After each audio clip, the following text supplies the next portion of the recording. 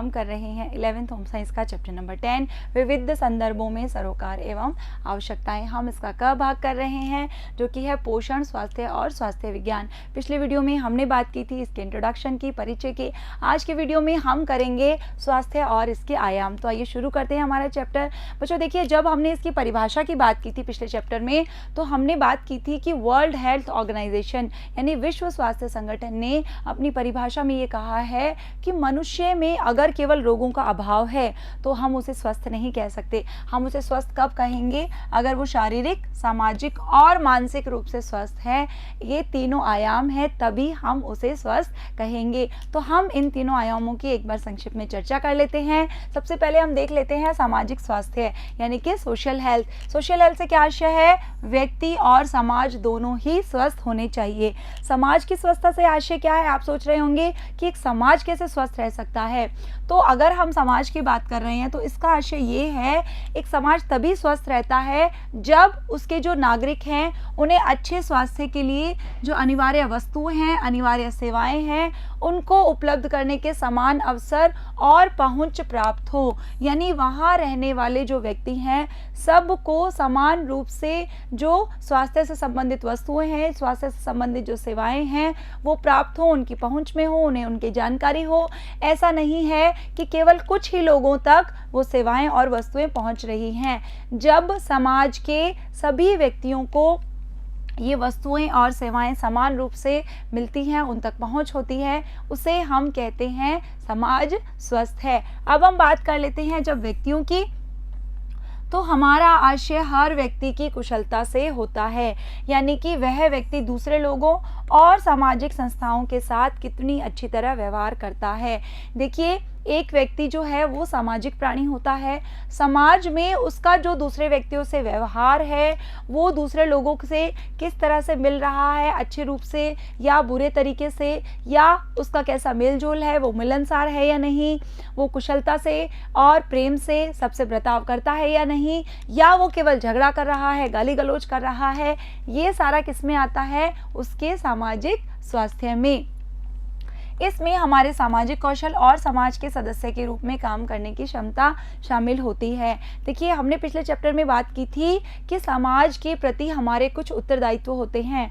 हम केवल समाज से लेते नहीं हैं बल्कि समाज को देते भी हैं। ये एक गिव एंड टेक प्रोसेस है कि हमने समाज से कुछ सेवाएं ली हैं तो हम भी एक एक्टिव पार्टिसिपेंट बने, एक सक्रिय भागीदार बने, तो हमारे जो समाज के सदस्य के रूप में कार्य करने की क्षमता होती है वो हम इसके अंतर्गत शामिल करते हैं। जब हमें समस्याओं और तनाव का सामना करना पड़ता है तब अगर हम समाज के लोगों के साथ सहयोग करते हैं तो वही सामाजिक सहयोग हमें उन समस्याओं से निपटने में और उन्हें हल करने में हमारी मदद करता है। इसलिए कहा जाता है कि हमें सबसे बना के रखनी चाहिए। कहने का आशय ये है कि जब हमारे ऊपर कोई विकट परिस्थितियां आती हैं उस समय हमारा जो सामाजिक सहयोग होता है वही हमें उन परिस्थितियों से उबरने में मदद करता है। सामाजिक सहयोग देने वाले उपाय बच्चों और वयस्कों में सकारात्मक समायोजन करने में योगदान देते हैं और व्यक्तिगत विकास को प्रोत्साहित करते हैं। देखिए, हम परिवार में रहकर सीखते हैं कि एडजस्टमेंट का मतलब यानी तालमेल का या समायोजन का मतलब क्या होता है। तो वही जो हम परिवार में सीखते हैं हमें समाज में रहकर भी पता चलता है कि जिस समाज में हम रह रहे हैं वहाँ के लोगों से हमारा तालमेल अच्छा होना चाहिए, सामंजस्य अच्छा होना चाहिए, हम वहाँ के लोगों से अच्छे से बर्ताव कर रहे हैं, अच्छे से पेश आ रहे हैं। तो ये हमारे व्यक्तिगत विकास को भी प्रोत्साहित करता है, हमारे पूर्ण विकास के लिए भी ये बहुत ज़रूरी होता है। आजकल सामाजिक स्वास्थ्य पर बल देने का महत्व बढ़ रहा है। देखिए, पहले इतने ज़्यादा लोग अवेयर नहीं थे, पहले सोशल हेल्थ का ध्यान ज़्यादा नहीं रखा जाता था, लेकिन आजकल इस पर बहुत ज़्यादा बल दिया जा रहा है। क्यों?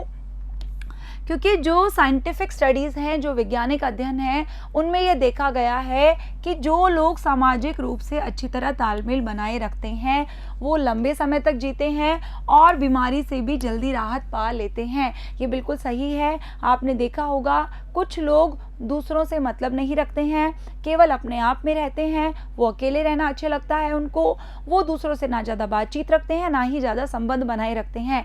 ऐसे लोग बहुत जल्दी तनाव और निराशा से घिर जाते हैं, उनकी आयु भी लंबी नहीं होती। इतना ही नहीं, वो किसी भी बीमारी से बहुत जल्दी राहत नहीं पा पाते हैं। क्यों?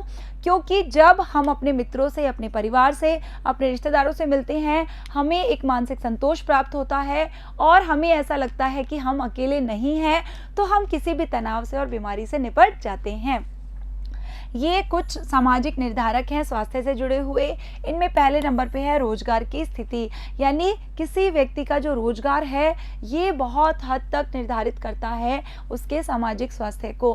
हम अगर अपने रोजगार से खुश नहीं होते या हमें हमारी कौशलता या योग्यता के हिसाब से अगर रोजगार नहीं मिलता या जहाँ पर हम काम कर रहे हैं वहाँ पर हमें अच्छी फीलिंग नहीं आ रही है, तो भी हम ये कहेंगे कि हम स्वस्थ नहीं हैं। दूसरा है कार्यस्थलों में सुरक्षा। जहाँ पर हम काम कर रहे हैं वहाँ हमें एक सिक्योरिटी होनी चाहिए, हमें ऐसा लगना चाहिए कि हम वहाँ पर बिल्कुल सुरक्षित हैं। अगर ऐसा नहीं है तो ये भी हमारे स्वास्थ्य को प्रभावित करता है।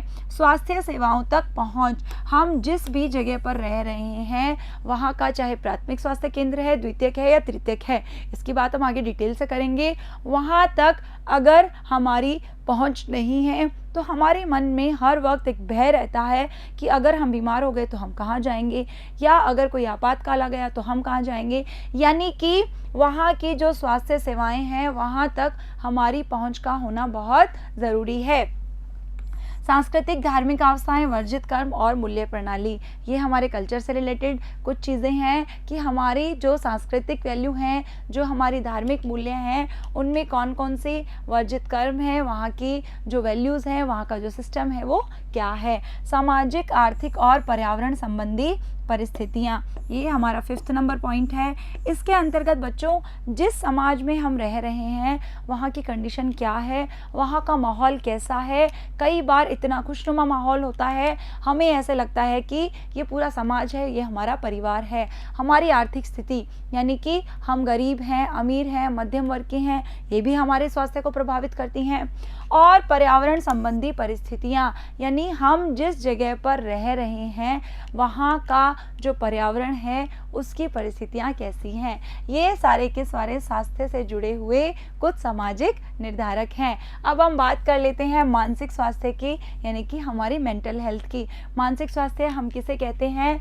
जब हम भावनात्मक रूप से और मनोवैज्ञानिक रूप से स्वस्थ हैं, यानी कि हमारे इमोशंस पर कंट्रोल होना चाहिए, हम बहुत जल्दी तनाव में नहीं गिर जाते हैं, या हमें बात बात पे गुस्सा आ जाता है, या हम अच्छे से सो भी नहीं पाते हैं और बहुत जल्दी निराशा से गिर जाते हैं, थोड़ा सा तनाव आते ही हम डिप्रेशन में आ जाते हैं। तो ये सारी चीज़ें किसको दिखाती हैं? हमारे मानसिक स्वास्थ्य को। जिस व्यक्ति ने स्वस्थता की अनुभूति को अनुभव किया है वो अपनी संज्ञानात्मक और भावनात्मक क्षमताओं का उपयोग करता है, वो समाज में सभी व्यक्तियों के साथ अच्छे ढंग से सुचारू रूप से कार्य कर सकता है और अपनी दैनिक जो सामान्य ज़रूरतें हैं उनको पूरा कर सकता है।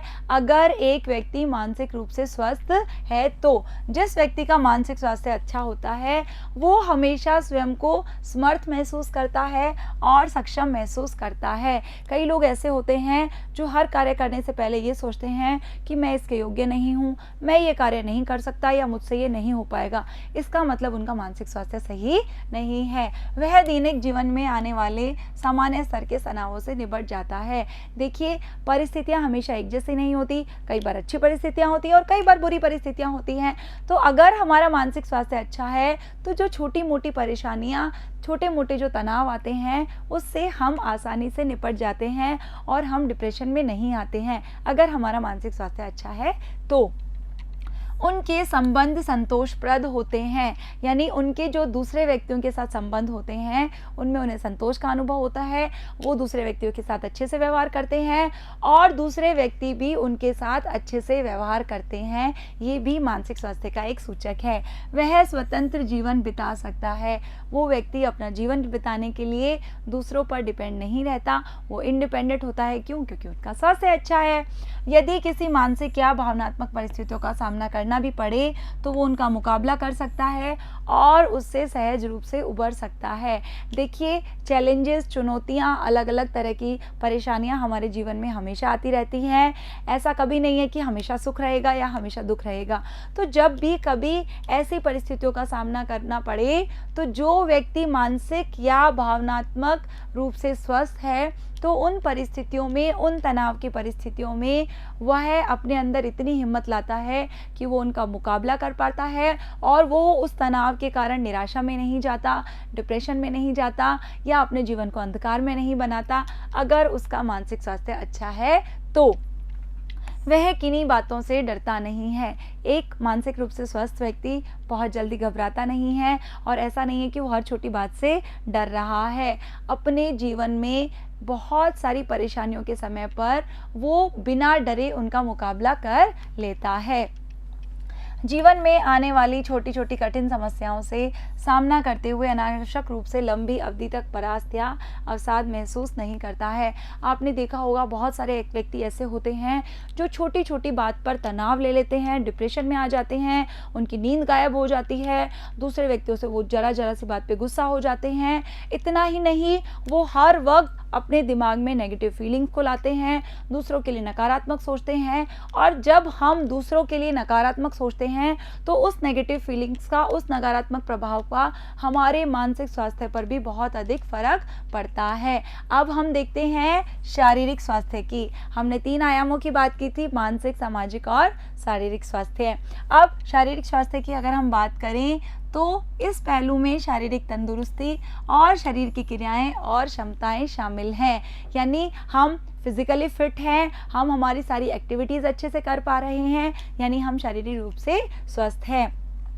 शारीरिक रूप से जो स्वस्थ व्यक्ति हैं, जो सामान्य गतिविधियां हैं वो बहुत आराम से कर लेता है और असाधारण रूप से थकान महसूस नहीं करता है। देखिए, अगर हम फिजिकली फिट नहीं हैं तो हम बिना वजह ही थोड़ा सा काम करते ही हमें थकान महसूस होने लगती है। इसका अर्थ ये है कि हमारे शरीर में पूर्ण रूप से स्वस्थता नहीं है, उसमें संक्रमण और रोग के प्रति पर्याप्त प्रतिरोधक शक्ति होती है। देखिए, हमारी जो रोग प्रतिरोधक क्षमता होती है वो हमें रोगों से लड़ने के लिए तैयार करती है और रोगों का मुकाबला करती है, जीवाणुओं का और कीटाणुओं का। अगर हम शारीरिक रूप से स्वस्थ हैं तो कोई भी संक्रमण है, जल्दी से कोई भी बैक्टीरिया हमारे शरीर पर अपना अटैक नहीं कर सकते अगर हम शारीरिक रूप से स्वस्थ हैं तो। इसलिए हमें कोशिश करनी चाहिए कि हम एक्सरसाइज करें, योगा करें, मेडिटेशन करें, अच्छा भोजन लें। अच्छे भोजन से हमारा आशय है कि उसमें सभी अच्छे पोषक तत्व सम्मिलित होने चाहिए ताकि हमारा शरीर स्वस्थ रहे। तो ये है हमारा शारीरिक स्वास्थ्य। अगले वीडियो में हम बात करेंगे स्वास्थ्य और पोषण की। मिलते हैं अगले वीडियो में, तब तक के लिए थैंक यू।